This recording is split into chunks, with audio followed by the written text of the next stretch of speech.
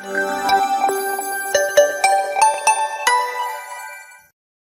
na ang inyong daily dose of showbiz trivia. Oras na para sa Santanong Sansabo! Ang alin natin today, ang birthday boy, napaka-special. Jason Pizza! Yeah! Magbabasabog ka na ba? Magpapasabog na! Grabe!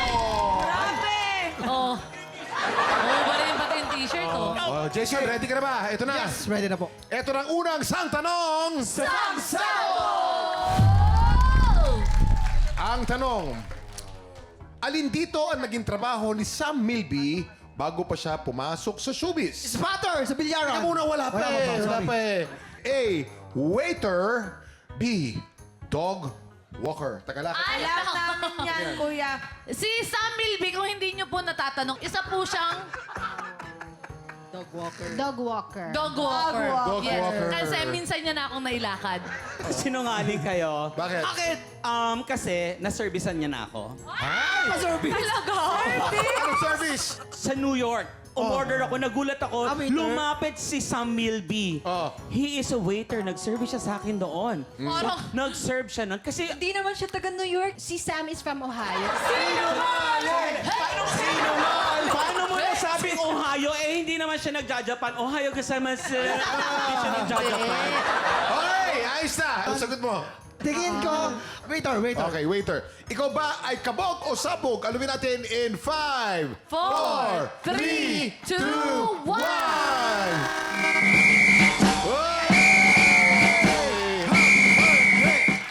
Ayun, tama ang sagot. Pero hindi siya taga New York. Ito ng pangalawang Santanong Sansabo! Ang tanong, noong nag-audition si Ruru Madrid sa Artista Search na Protégé, bakit napasabay sa pagkanta niya ang mga judges? A. Nako. Sobrang trending ang kinakanta ni Ruru. B. Sobrang wala sa tono si Ruru. Eto, Kuya Waki? Kim, nandun siya sa pangyayari. Ah. Ang magkikwento mismo yung wala din sa tono kung kumanta. Sino?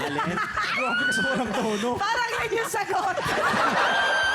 Hindi, kumakanta kasi siya nung ng PBB song. Ano ano sagot? yun? So pag nagsabay-sabay, gumaganda. So wala sa tono. Wala sa tono. Wala sa tono. Ganyan.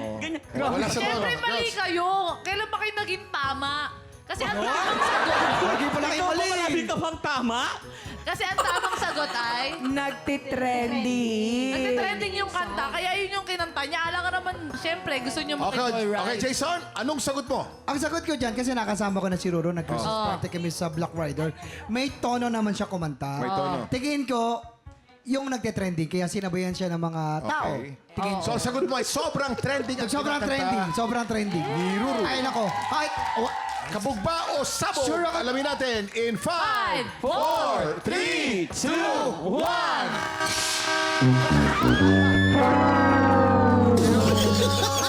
Ang tamang sagot ay wala sa tono yung kanta ni Ruru. Wala sa tono. Kaya napasabay sa pagkanta yung mga judges. Pero Happy Jason, happy birthday!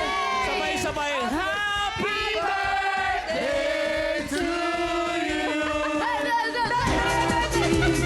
happy birthday!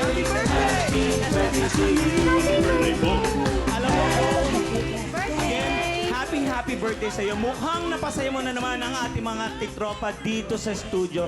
Mahal na mahal ka namin. Ay, thank you, Alam mo thank yan, you, thank brother. Yes. Okay guys, maraming salamat. Papapwesto na natin ang ating mga inampalan dahil dalawang bagong kalahok ulit ang susubok umagaw sa pwesto ng ating kampyon. Tanghalan ng kampyona sa pagbabalik ng TikTok!